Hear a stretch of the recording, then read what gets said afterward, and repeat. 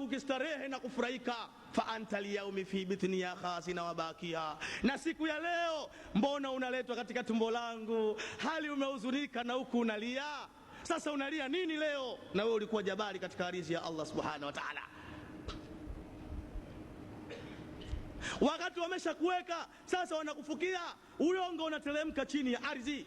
La ilaha illa Allah, la ilaha illa Allah, la ilaha illa Allah, la. Udongo unakuja mpaka kinywani. Kabri linakueleza ya ibn Adam dafanuka, wanakufukia wenzio. Wansarafu anka ma nafauka, tena wanaondoka, ulitegemea kwamba watakusaidia. Jamaatul mali, ulikusanya mali duniani, wataktauli ghairika, mali leo umewachia wenzio. Fahisabuhu alaika, na hesabu ya mali utaulizwa wewe siku ya kiyama.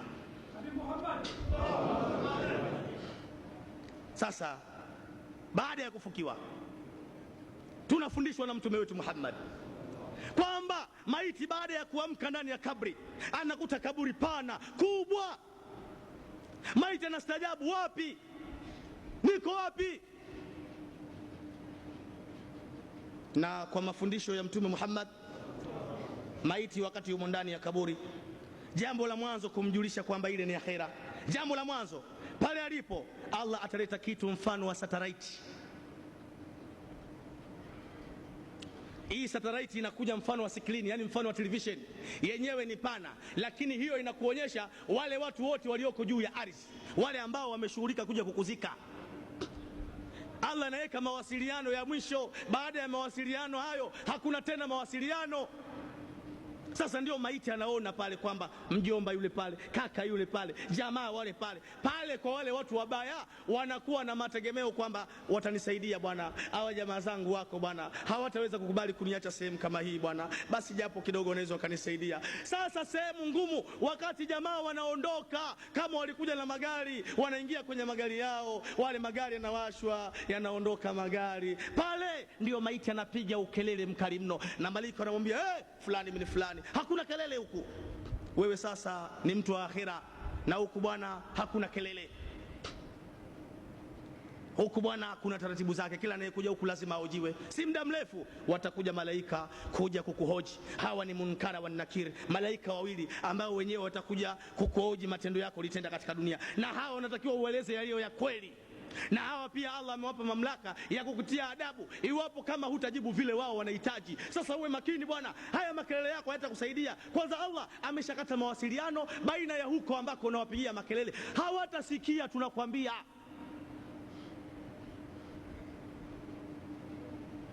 Sasa wakati huo, ndugu zangu Waislamu, kabri nali linatoa hutuba yake ya mwisho katika kitabu, katika hadithi al-Qudsi.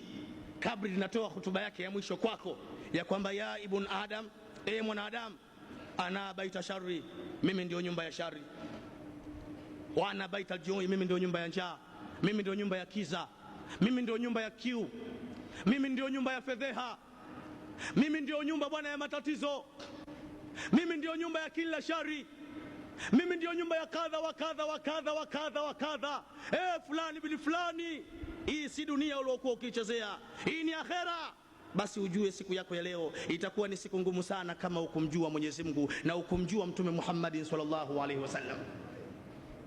Alafu kaburi linamalizia linasema, illa man rahmahullahu, isipokuwa atakayekosa kufadhaika leo ni yule ambaye Mwenyezi Mungu amemrehemu, na yeye Mungu ni mwingi wa kurehemu, basi huyo hatutapambanishwa naye. Lakini wewe, ikiwa wewe hukumjua Mwenyezi Mungu, basi wallahi elewa ya kwamba leo tutapambanishwa nawe.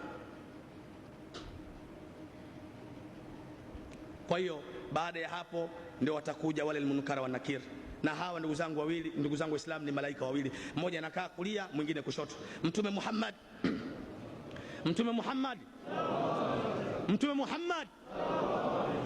anaeleza sifa za malaika hawa.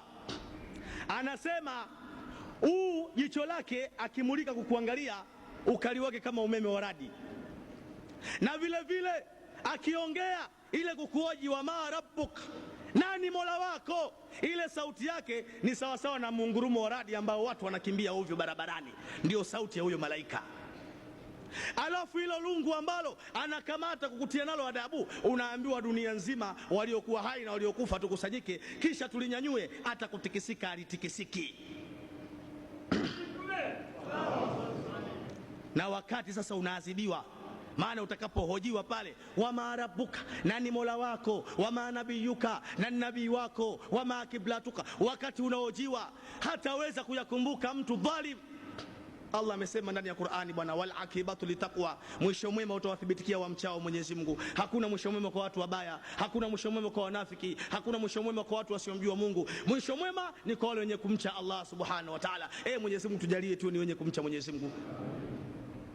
Sasa wakati huo, ndugu zangu Waislamu, wakati unaadhibiwa, ukelele ambao unapiga mpaka maiti wenzio wa jirani nao wanapiga makelele, wanakwambia fulani bin fulani, hivi kutangulia kwetu sisi akhera haikuwa ukumbusho kwenu nyinyi huko akhera?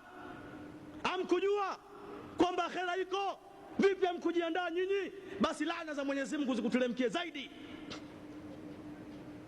Swala la nabii. Enyi wazee wangu Waislamu, ama kwa hakika mauti ni jambo zito. Mauti ni jambo kubwa. Dunia hii isije ikatushughulisha kiasi tukamsahau Mwenyezi Mungu na tukasahau mtume wetu Muhammad sallallahu alaihi wasallam. Mauti yanakuja, mauti yanatusogelea. Tulio wengi tushapoteza ndugu zetu hapa, baba zetu, ndugu zetu, wake zetu, watoto wetu wametoweka,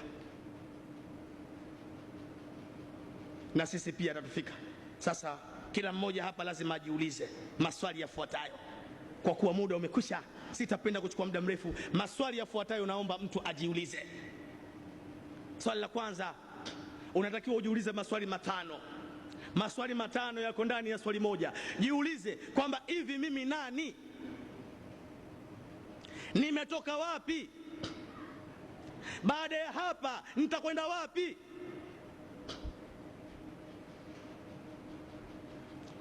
Labda niarudie maswali hayo. Jiulize, hivi mimi nani?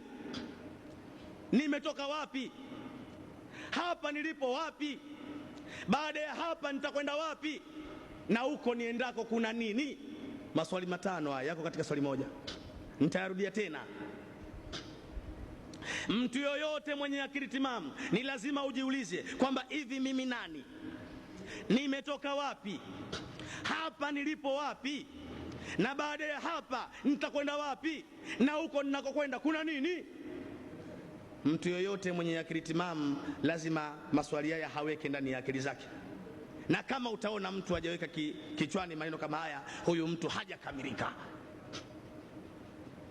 Swali la mwisho ambalo unatakiwa ujiulize kwamba jiulize, mimi fulani bin fulani, hivi kama mauti yatanifika usiku wa leo na asubuhi nikaamkia kushonewa sanda kupelekwa akhera, hivi mpaka leo hii nimeshatanguliza nini cha kunisaidia mbele ya Mwenyezi Mungu? Hapa tulio wengi wafanya biashara hapa, muda mwingi mtu anachukua kalkuleta, usiku wa manane anaamka anapiga hesabu kujua imeingia ngapi imetoka ngapi. Hebu na wewe chukua kalkuleta upige hesabu kwanza, umeshaishi miaka mingapi? Na katika hii miaka umefanya madhambi mangapi? Ushazulumu watu wangapi? Ushazini na wake wa watu wangapi? Je, nifanyeje ili angalau niweze kupata salama kwa Allah?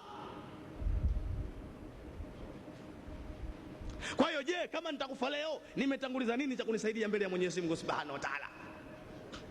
Allah anamalizia katika hadithi al-Qudusi, anasema wajibtu liman yakhazani ala nukuswani malihi wa lam yakhazani ala nukuswani umurihi. Mwanadamu anahuzunika sana kwa sababu ya kupungua mali yake, lakini walam yakhazani ala nukuswani umurihi, lakini mbona hahuzuniki kwa sababu ya kupungua umri wake? Wewe nani ulimuona anahuzunika kwa sababu umri wake unapungua? Nani? Lakini hapa mtu aibiwe kiatu tu, msikiti mzima utapata habari mpaka nje ya mtaa. Bwana, viatu vipya kabisa Sheikh, nimenunua juzi tu bwana. Watu wabaya kabisa hawa bwana. Walam yakhazan ala nukuswani umurihi, mbona wewe uhuzuniki kwa sababu umri wako unapotea? Kiatu kikipotea unapiga kelele, unalia wewe, mbona umri nao unapotea? Unafurahi vipi? Innal insana lafi khusr, hakika mwanadamu yumo ndani ya hasara. Mwenyezi Mungu tuepushe na hasara hiyo. Ndugu zangu Waislamu, ama kwa hakika nadhani muda wangu umenishia. Jambo kubwa kabisa, tumuombe Mwenyezi Mungu inshallah aweze kutuzidishia, atujalie mwisho mwema wa maisha yetu hapa duniani. Atujalie, narudia tena, atujalie mwisho mwema wa maisha yetu hapa duniani. Atujalie mwisho mwema wa maisha yetu hapa duniani. Manake nazungumza mwisho mwema kwa sababu unaweza ukasali mzee sala 5. Unaweza mzee ukafunga usiku kaamka, siku moja ukasema leo ngoja ni kazini bwana, si leo tu, na mauti akakukuta uko juu ya kifua cha Sauda. Fadhikhur nar, ni motoni wewe. Ndio. Sasa unapoambiwa uombe mwisho mwema, maana yake yale mauti yakukute katika amali njema, ufe hali ya kuwa ni Muislamu kamili. Sasa narudia tena kuomba, Mwenyezi Mungu tujalie mwisho mwema. Mwenyezi Mungu tujalie mwisho mwema. Allahumma ja'alil husnul khatima, Allahumma ja'alil husnul khatima, Allahumma ja'alil husnul khatima. Mwenyezi Mungu tujalie mwanzo mwema wa akhera. Inshallah tusome kul huwallahu 3. Bismillahirrahmanirrahim. Kul huwallahu ahad, Allahus samad, lam yalid wa lam yulad wa lam yakul lahu kufuwan ahad. Bismillahirrahmanirrahim. Kul huwallahu ahad, Allahus samad, lam yalid wa lam yulad wa lam yakul lahu kufuwan ahad. Bismillahirrahmanirrahim. Kul huwallahu ahad, Allahus samad, lam yalid wa lam yulad wa lam yakul lahu kufuwan ahad. Inna Allaha wa malaikatahu yusalluna 'alan nabi ya ayyuhalladhina amanu sallu 'alayhi wa sallimu taslima. Allahumma salli ala Muhammad ya Rabbi salli wa sallim. Allahumma salli ala Muhammad ya Rabbi salli wa sallim. Allahumma salli ala Muhammad ya Rabbi salli wa sallim. Allahumma salli ala Muhammad ya Rabbi salli wa sallim. Allahumma salli ala Muhammad ya Rabbi salli wa sallim. Allahumma salli ala Muhammad ya Rabbi salli wa sallim. Allahumma salli ala Muhammad ya Rabbi salli. Al-Fatiha.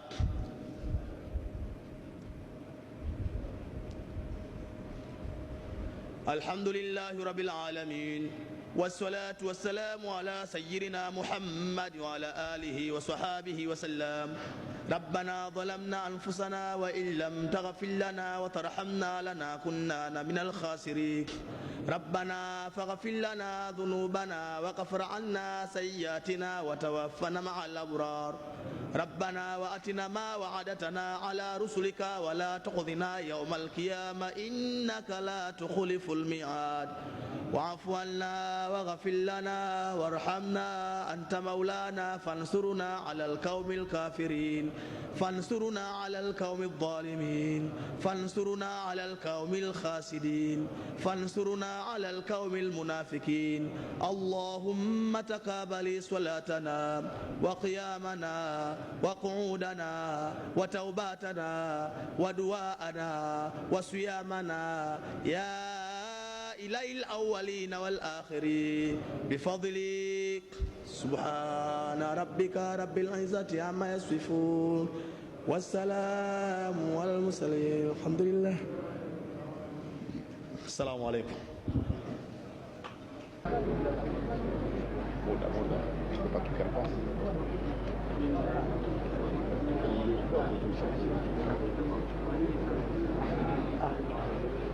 أعوذ بالله من الشيطان الرجيم.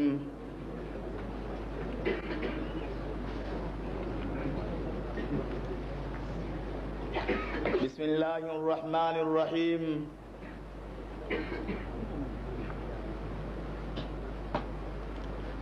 الحمد لله الذي هدانا لهذا وما كنا لنهتدي لولا أن هدانا الله. رب اشرح لي صدري ويسر لي أمري وعلى العقدة من لساني وافقهوا قولي.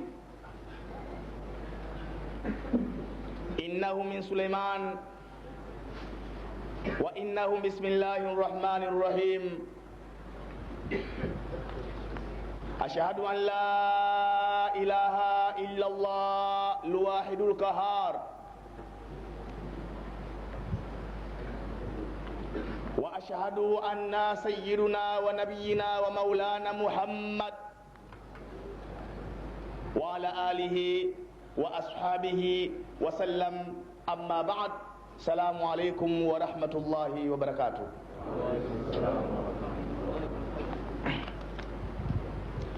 Kila sifa njema ni yake Mwenyezi Mungu Subhanahu wa Ta'ala.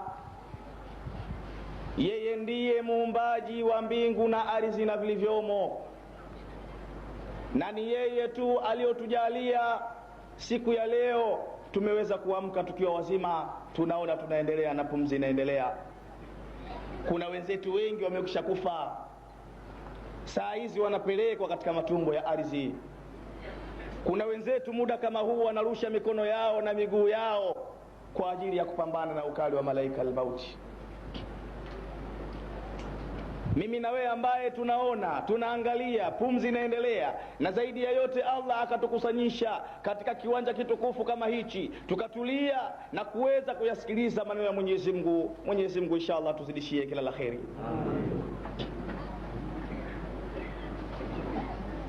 Rehema na amani zimwendee kiongozi wa umma ambaye ni Nabii Muhammad sallallahu alayhi wasallam, pamoja na ahali zake na maswahaba zake na waislamu kwa ujumla, na wale ambao wanakubali kupoteza muda wao kwa ajili ya kusikiliza maneno ya Mwenyezi Mungu. Inshallah Mwenyezi Mungu awe pamoja nao.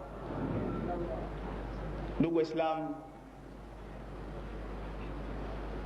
mliohudhuria na ambao mnanisikia, mada yangu mimi leo nitazungumzia mtihani juu ya wanawake.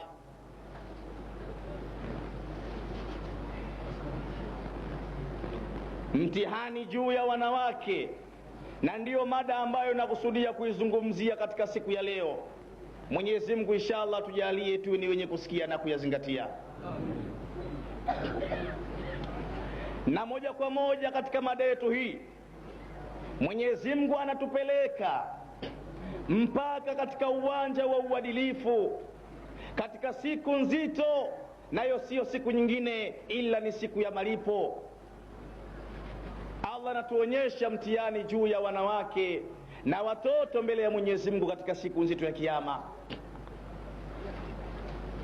Allah anatueleza baada a'udhu billahi minash shaitani rajim wa nufikha fi sur fasa'ika man fis samawati wa man fil ardh illa man shaa Allah thumma nufikha fihi ukhra fa idha hum qiyamun yanzurun. Litakapopigwa parapanda watakufa wote waliomo mbinguni na ardhini, wote ila wale awatakao Mwenyezi Mungu, wao ndio watakufa baadaye. Thumma nufikha fihi ukhra, kisha litapigwa parapanda kwa mara nyingine, na hili ndio parapanda la kumtoa mwanadamu ndani ya kabri ili aje kusimamishwa mbele ya Mola wake. Mwanadamu ni dhaifu, mwanadamu ana udhaifu wa kuzoea mahala. Mwanadamu amekaa katika tumbo la mama yake kwa muda wa miezi 9, lakini wallahi siku ya kutoka kuja duniani anakuja na kilio, analia. Kwa nini? Hataki kuja duniani, ameshazoea kuishi katika tumbo la mama yake, na hivyo anataka aendelee kuishi humo milele.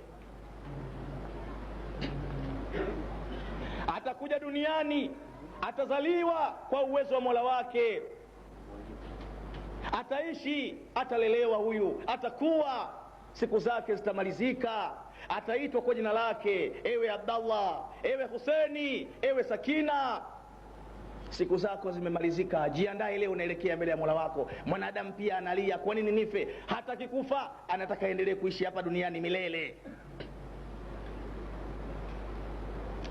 Atakufa kwa idhini ya Mola wake, atakwenda kaburini. Thumma nufikha fihi ukhra, kisha litapigwa parapanda la kumtoa mwanadamu ndani ya kabri. Sikiliza maneno ambayo mwanadamu anayasema wakati anatoka ndani ya kabri, anakwenda mbele ya Mola wake. Nini atasema?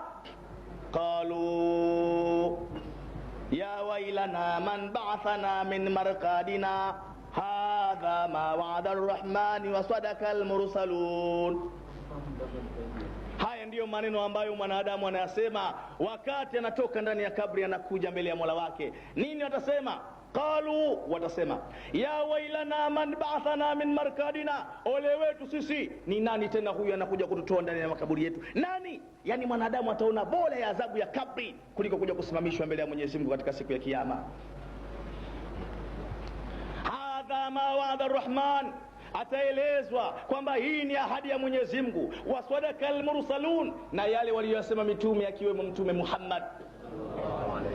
Mlielezwa kwamba kuna siku inakuja, siku ambayo mguu wako utasema wapi ulikanyaga, siku hiyo mkono wako utashuhudia nini ulikamata, siku ambayo wengi wamefanya wanadamu katika ulimwengu, lakini siku hiyo inakuja yauma tubla sarairu, siku ambayo zitafichuka siri za watu, na siku yenyewe ndiyo leo. Nini mnahangaika? Faidha hum qiyamu yanzurun, taamaki sasa viumbe wote wamesimama wanaangalia nini kitatokea.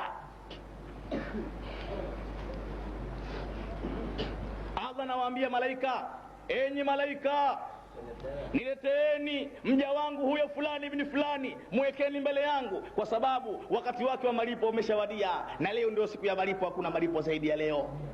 Mleteni huyo. Unaletwa mbele ya Allah. Allah anapokea ripoti kutoka kwa malaika ambao walikuchunga duniani. Ndugu yangu, walikuwa wakiangalia amali zako za kheri na za shari. Anakuja wa malaika ya kheri, anasema ya Rabbi, ripoti ya matendo ya mja wako duniani aliyotenda siku kadhaa, na mpaka anaondoka duniani ripoti yake ni hii hapa. Anakuja wa shari, ya Rabbi, fulani ibn fulani mja wako ripoti yake ya matendo ya shari hii hapa. Allah anachukua, Allah anaanza kupitia, anakwambia mja wangu, naanza kupitia hesabu yako, naanza katika matendo yako ya kheri. Mja wangu, ulisali sala 5, ulifunga Ramadhani, ulikirimu wageni, ulifanya juhudi ya dini, ulifanya kadha wa kadha wa kadha wa kadha, na hii ndio ripoti katika matendo yako ya kheri. Mja wangu, sasa napitia ripoti yako katika matendo yako ya shari. Mja wangu, wewe ulizini, ulilewa, ulidhulumu, ulifanya kadha wa kadha wa kadha, na hii ndio ripoti katika matendo yako ya shari. Mja wangu, jambo kubwa ambalo naliona mbele yako ni kwamba ukuacha kufanya istighfari kule duniani, kuomba msamaha kutokana na siku nzito ya leo, siku ya kiyama. Na mimi nilishahidi kwamba ni mwingi wa kusamehe. Kwa hivyo mja wangu, na kuahidi kwamba leo umesamehewa, na ninayabadilisha yote yale mabaya yako yanakuwa mema. Lakini kabla sijapitisha uamuzi kwamba mja wangu leo kastarehe peponi, bado jambo la mwisho. Ukipita hilo, leo utaingia peponi, kwa kuwa nilishahidi ya kwamba fakad fadhan fawdhan adhima, watakaoingia peponi ni wale waliofuzu, tena kufuzu kuliko kuwa kukubwa. Sasa mja wangu, ukipita hapa leo utafaulu. Enyi malaika, niulizieni kwa watu wa karibu wa mja wangu huyu, niulizieni ni nani na nani ambaye anapingamizi leo mja wangu asiingie peponi, na kama yuko atoe pingamizi, kwa sababu leo ndio siku ya mwisho, hakuna hesabu zaidi ya leo. Malaika wananadi, enyi watu, hesabu ya fulani ibn fulani imeshapitiwa na Allah, na Allah anataka kupitisha uamuzi juu ya mja wake fulani ibn fulani. Je, nani na nani anapingamizi leo huyu bwana huyu mja asiingie peponi? Swali ala nabii. Wa kwanza ni mke wako, mguu wake umekauka kushinda muogo mkavu, hana mzaha siku hiyo, ananadi ya Rabbi, ya Rabbi, Mola wangu, Mola wangu, mimi ni wa mwanzo, mimi ni wa mwanzo, wallahi nakata rufaa leo, mume wangu ana haki, sikuingia peponi, hata harufu ya pepo ni muhari kuipata huyo. Ya Rabbi, ya Rabbi, Mola wangu mtukufu, sifanyi hivi kwa husuda, sisemi haya kwa chuki. Ya Rabbi, nina hoja maalumu, kwa kuwa Allah ulinikabidhi mume duniani, ndio bwana huyo. Allah, nimezaa naye watoto 9 wako mbele yako. Allah, ukutuacha hivi duniani. Allah ulijua kama ungetuacha hivi tungekwenda ovyo kama wanyama, na kila mnyama angejiendea na kuhitaji kwenda. Allah ulitukusanya duniani, ulitupa mwongozo upi? Ni ule ambao waliokuja nao Nabii Muhammad sallallahu alayhi wasallam. Na ndani ya mwongozo Allah ulisema arijalu kawamuna ala nisai, wanamume ndio wachunga kwa wanawake. Mume wangu ni mwanaume, alitakiwa anichunge, anisimamie, hakikishe mimi ninasali, ninajistiri, mimi ninashika sheria, mimi ninamjua Mwenyezi Mungu, ninamjua Mtume Muhammad, ili niweze kusalimika katika siku ya leo. Lakini wallahi mume wangu duniani aliniacha, nikawa kama mbuzi asiyekuwa na mchunga.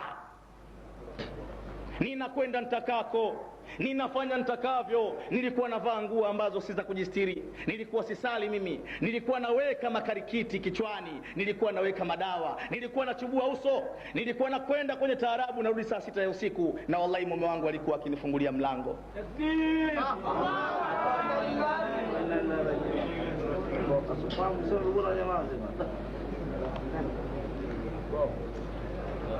Leo tazama Allah, hesabu yangu yote inaonyesha mimi ni katika watu wa motoni.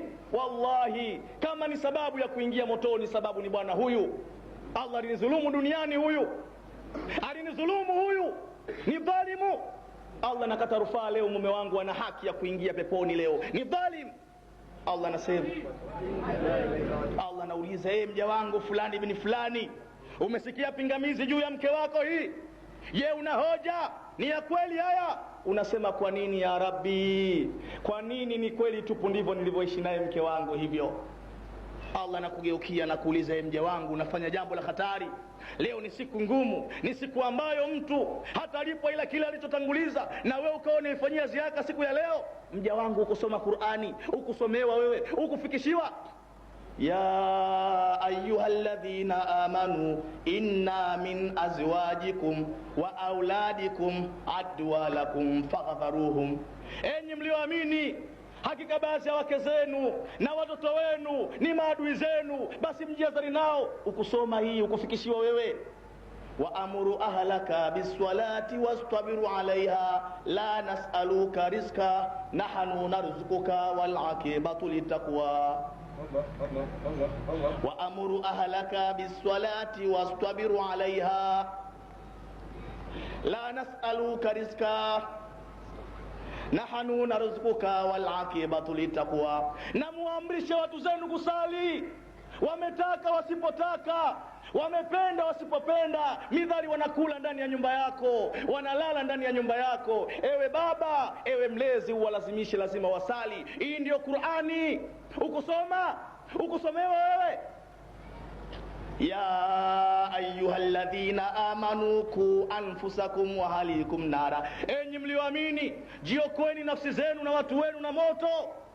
Na moto ndio leo umeshadhihiri, na wewe ukutaka kuwaokoa watu wako, na watu wako hawakubali kuingia motoni peke yao. Subiri leo, utaona uadilifu wangu mja wangu.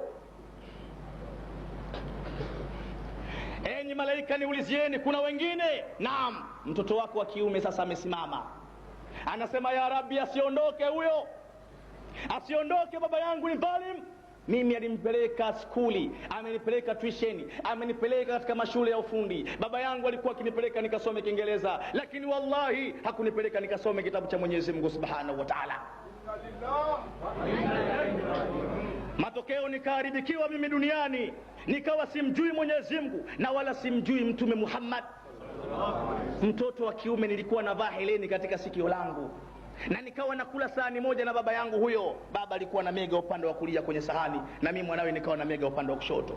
Baba alikuwa anarizika, na wakati mwingine baba alikuwa anatoka msikitini kusali, ananikuta mimi nimeshavaa heleni zangu, ninatoka kwenye disco, ninatoka katika matendo ya haramu, ninatoka kwenye zina, ninatoka bichi. Baba alikuwa anajua, lakini baba alikuwa akiniangalia.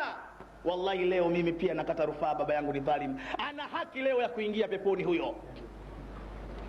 Allah anasema, na huyu ni kweli, ni kweli. Kuna mwingine? Na mtoto wako wa kike sasa amesimama, anasema ya Rabbi, asiondoke, baba yangu ni dhalim. Mimi ndio baba yangu aliniacha, nilikuwa naziniwa ndani ya nyumba yake.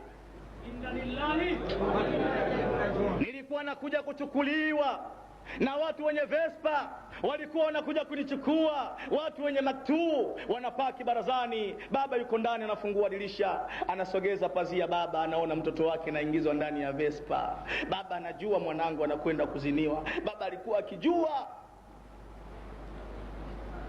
Lakini baba hakuchukua hatua yoyote mpaka nikawa napata mimba za uzinifu. Mimi wallahi nina watoto 3, wote ni wako nje ya ndoa. Baba anajua haya, na zaidi ya yote baba alikuwa akichukua fedha kutoka kwa wazinifu. Walikuwa wanakuja nyumbani, anawapokea baba, wanampa saluni, wanampa msuli. Baba anavaa, anasema alhamdulillah.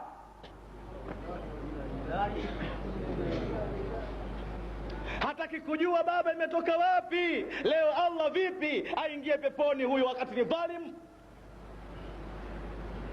Wamejipanga sasa watoto wote. Allah anasema sasa, malaika, nipigieni hesabu, nipigieni hesabu ya matendo ya mja wangu huyu, ili niweze kuonyesha uadilifu wangu juu ya mja wangu fulani bin fulani. Leo mimi Allah simdhulumu mja, ila mja mwenyewe atakuja mbele yangu akiwa ameshajidhulumu mwenyewe nafsi yake. Allah amdhulumu mja, Allah amdhulumu mja, ila mja huwa anajidhulumu mwenyewe.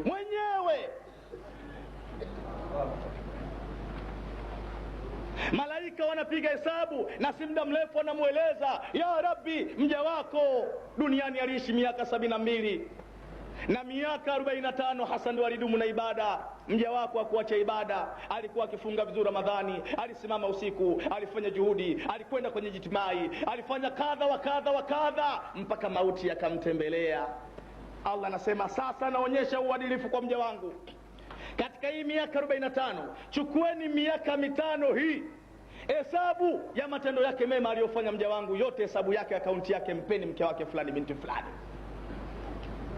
Na chukueni madhambi ya miaka 5 ya mke wake huyu, mpeni mume wake, ili leo nionyeshe uadilifu kwa mja wangu fulani binti fulani.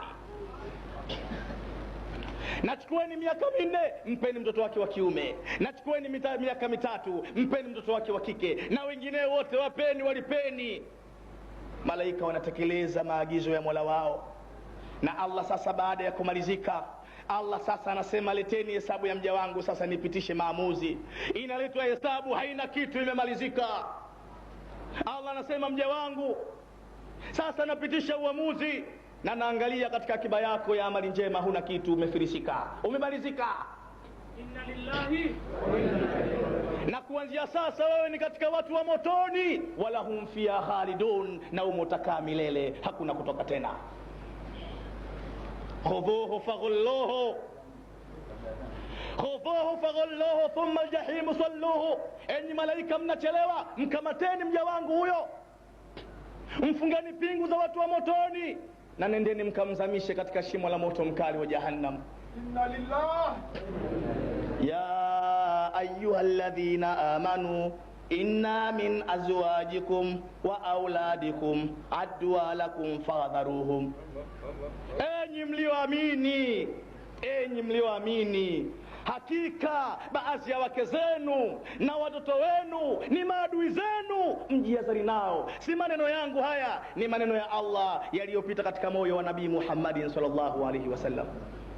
Enyi Waislamu watukufu, wallahi leo tumeyasahau majumba yetu. Leo majumba tumeyasahau Waislamu. Leo wanawake tumewafanya kama ni wafanyakazi ndani ya majumba. Leo mtu anarudi nyumbani, anamuuliza mkewe, mmeshakula?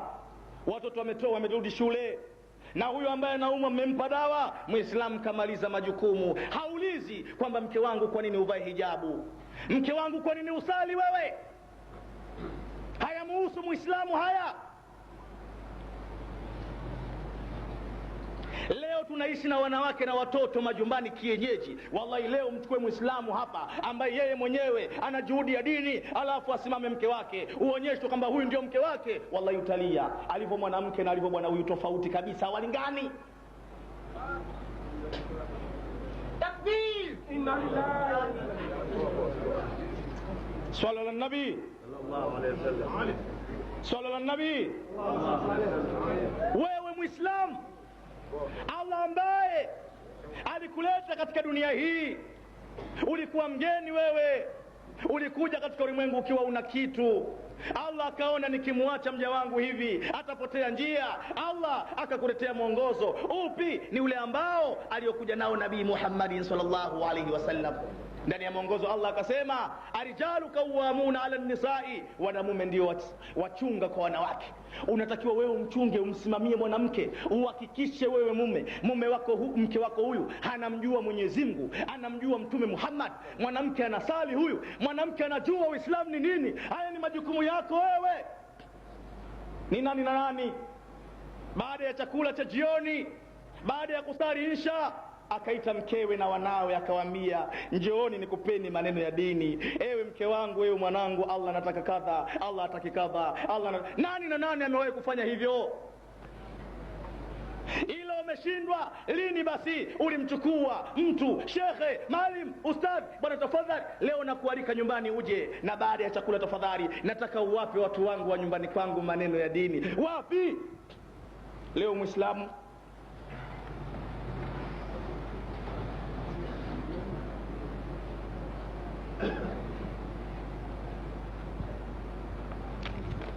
swalla nabi swalla nabi. Kwa hivyo ndugu zangu Waislamu, tufahamu kwamba hao wanawake ni mtihani mkubwa mbele ya Mwenyezi Mungu Subhanahu wa Ta'ala, na unatakiwa uhakikishe wewe mume kwamba huyu mwanamke anamjua Mwenyezi Mungu na anamjua Mtume Muhammad sallallahu alaihi wasallam. Hebu angalia faida ya mwanamke ambaye mwenye kumjua Mwenyezi Mungu na akamjua Mtume. Angalia wanawake ambao walifundishwa, walielimishwa na wasimamizi wao, kiasi wale wanawake wakamjua Mwenyezi Mungu na wakamjua Mtume. Nani wa mwanzo? Fatuma binti Rasulillah. Fatuma alifundishwa wakati mume wake anatoka anakwenda kutafuta riziki. Fatuma nyuma alikuwa anajiandaa ili ampokee mume wake. Fatuma alikuwa anachukua ndoo mbili za maji, moja anaweka juani, nyingine anaweka kivurini. Fatuma akawa anapika chakula na pembeni anaweka na fimbo. Fatuma akawa ameweka matandiko hadi uani. Anaulizwa Fatuma, Fatuma, mbona unafanya mambo ya ajabu? Umeweka ndoo mbili za maji juani, kivurini, umepika chakula ukaweka na fimbo pembeni, na umeweka matandiko hadi uani, ya nini? Fatuma anasema, naam, nimefanya haya kwa ajili ya kutafuta radhi ya Mwenyezi Mungu Subhanahu wa Ta'ala, kwa kuwa yoyote mwenye kumridhisha mume wake ni sawa na amemridhisha Mwenyezi Mungu. Takbir. Mume wangu ametoka, amekwenda kutafuta riziki ya halali, na si muda mrefu atarejea. Sasa atakapokuja mume wangu mimi nitampokea, alafu nitamuuliza, mume wangu, wewe ndio mfalme wa nyumba hii, hakuna mfalme mwingine. Sema bwana, nini utakacho? Unataka nini? Takbir. Akisema nataka kuoga, nitamuuliza, maji gani unataka we, ya moto ya baridi? Akisema ya moto, nitatoa haya ya juani, atakuwa yashapata moto. Na akinieleza ya baridi, nitatoa haya yaliyo kivurini, atakuwa yashapoa, ili mume wangu aoge maji atakayo aweze kutulia ndani ya nyumba yake. Nimepika chakula nikaweka na fimbo pembeni, sina hakika chakula hichi kama mume wangu kitamridhisha. Anaweza akala mara chumvi nyingi, hakijaiva, bwana atakadhibika, atataka nitia adabu. Kwa nini apate shida kwenda kutafuta bakora nje? Ndio maana nikamtegea bakora.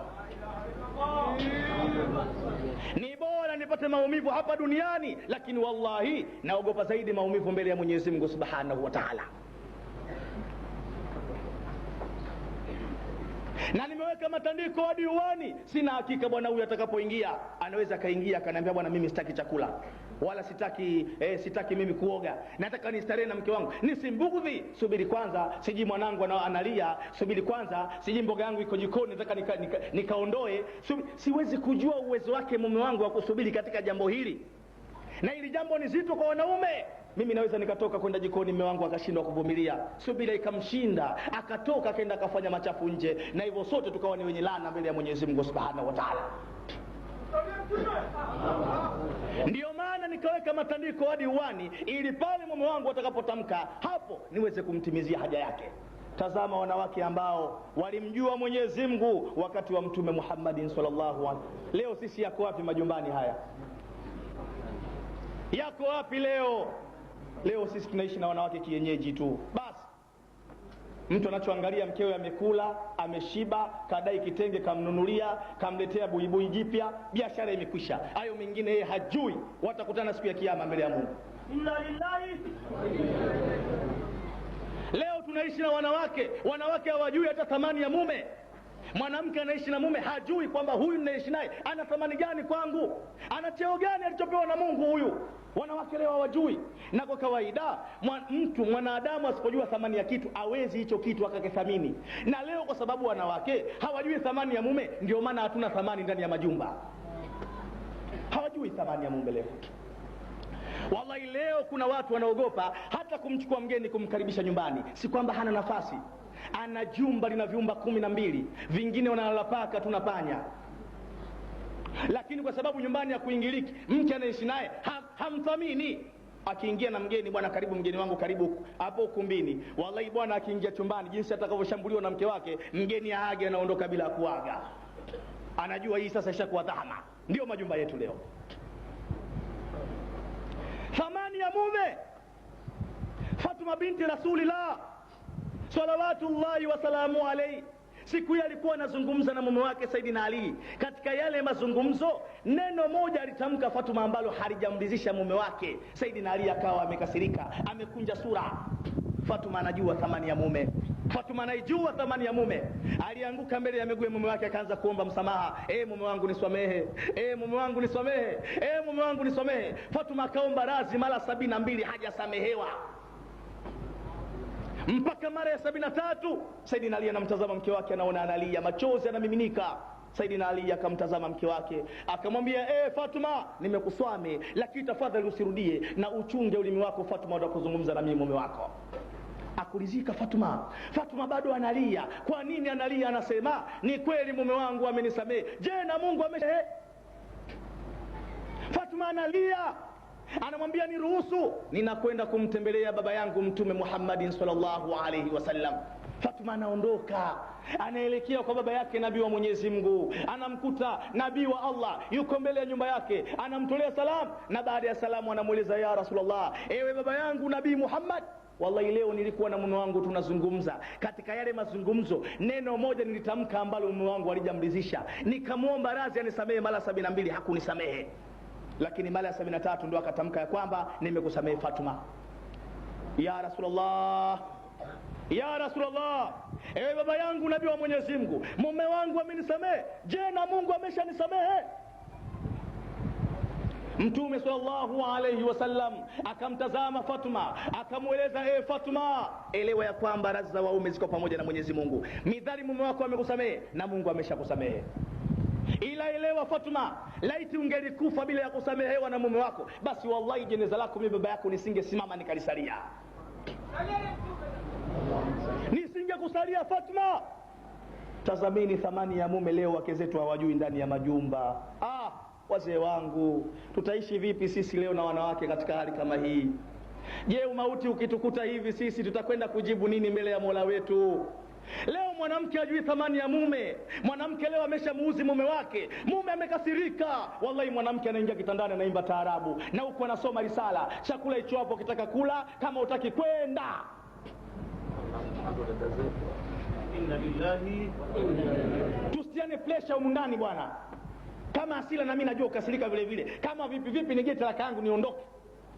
Mwanamke, ushamuudhi mumeo na ujui usiku kama mauti unaweza kukupitia wewe, unaweza ukafa, utakuwa mgeni wa nani akhera wewe?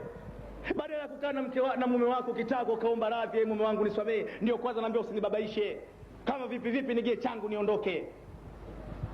Kwa nini wanawake leo wako hivi? Kwa nini? Wallahi kwa sababu wanawake hawa hawamjui Mwenyezi Mungu Subhanahu wa Ta'ala. Hawajui wanatoka wapi wala wanakwenda wapi. Tunaishi nao kienyeji ndani ya majumba. Lakini wallahi wangalijua wasingesubutu kuyatenda haya.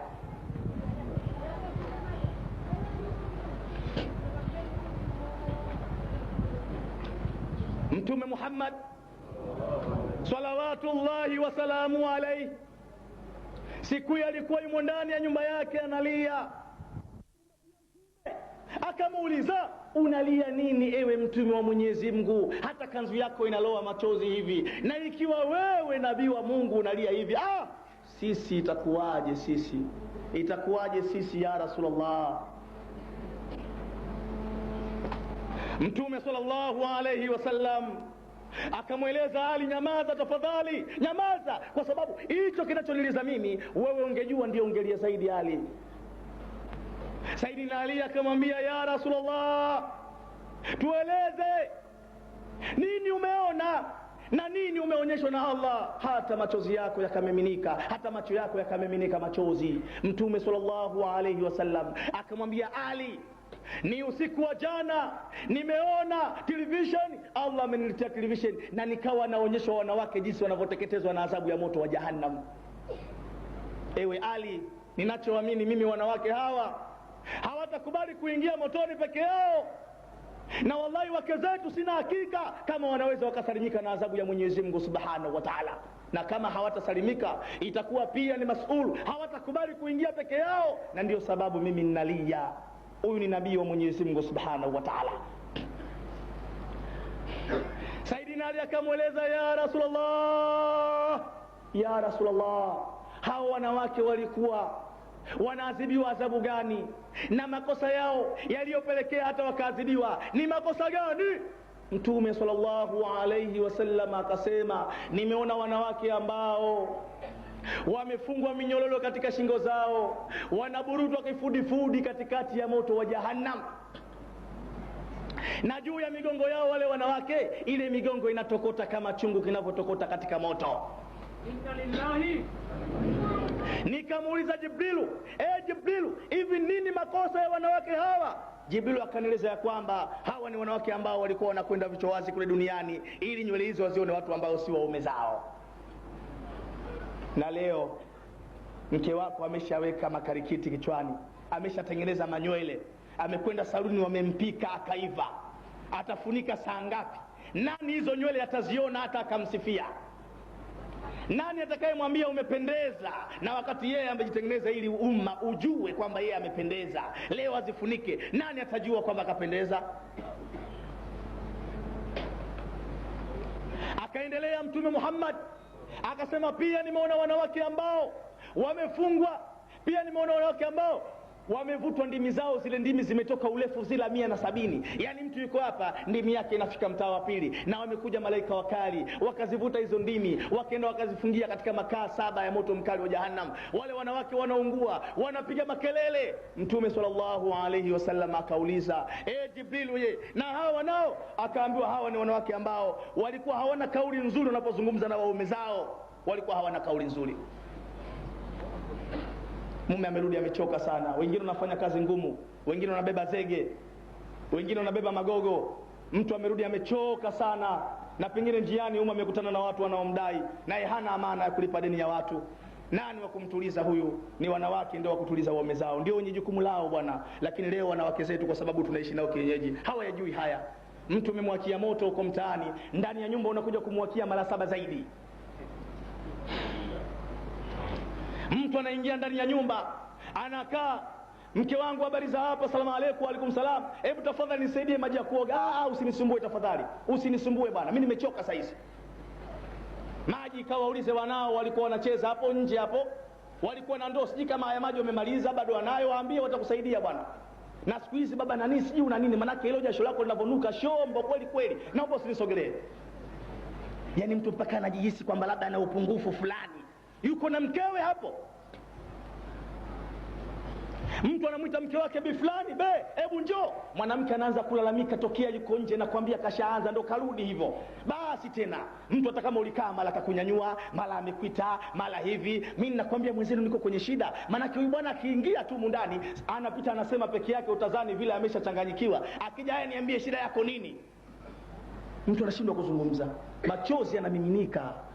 Anamtazama mke wake kwamba hivi, mke wangu mimi ninakosa gani kwako, na kwa nini unaninyima utulivu? Nyumba yangu mwenyewe, leo mke wangu nakosa raha. Basi kutokana na kilio hiki, Allah ndio amewalipa malipo kama haya.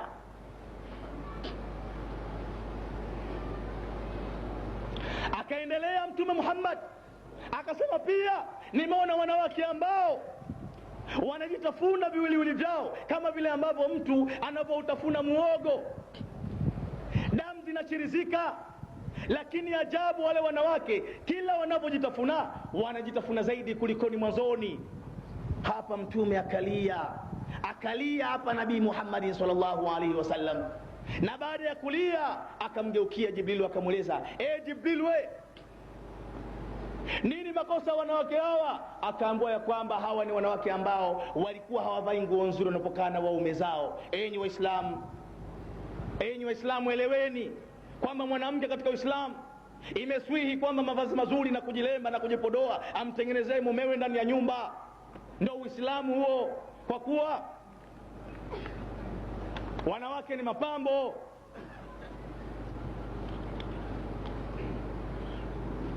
Swala la Nabii. Kwa kuwa wanawake ni mapambo,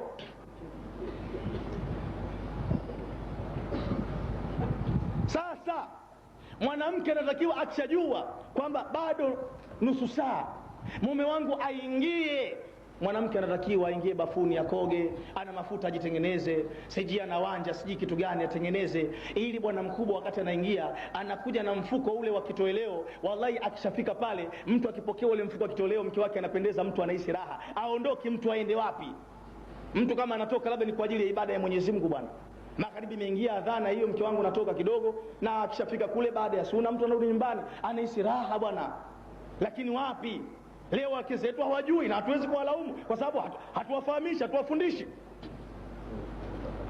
Leo mtu anarudi nyumbani, mke wake anakuta amevaa gauni lenyewe linaitwa la kushindia. Kama ana mabaibui 10 au 5 au 6, basi moja hilo ndo analivaa kwa mume wake, mwenyewe anaita la kushindia. Yani hilo kufuliwa si lazima sana, halina umuhimu sana wa kufuliwa hilo.